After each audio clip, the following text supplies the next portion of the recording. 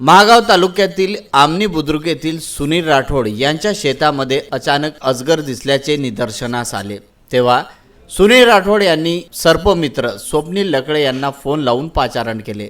तात्काळ सर्पमित्र स्वप्नील लकळे व त्यांचे सहकारी गजानन एरवाड, प्रवीण जाठवा हे घटनास्थळी दाखल झाले।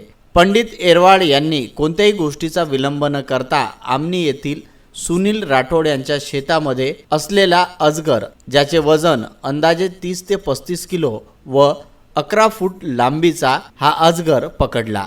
या अजगराला वन विभागाचे राऊंड ऑफिसर शिंगणकर यांच्या मार्गदर्शनामध्ये तिवरंग येथील जंगलात सोडून देण्याचा निर्धार केला। सर्पमित्र स्वप्नील लकळे यांनी व्हिजन न्यूजशी बोलताना सांगितले की कुठलाही साप दिसल्यास त्यांनी व सर्पमित्राशी संपर्क करावा।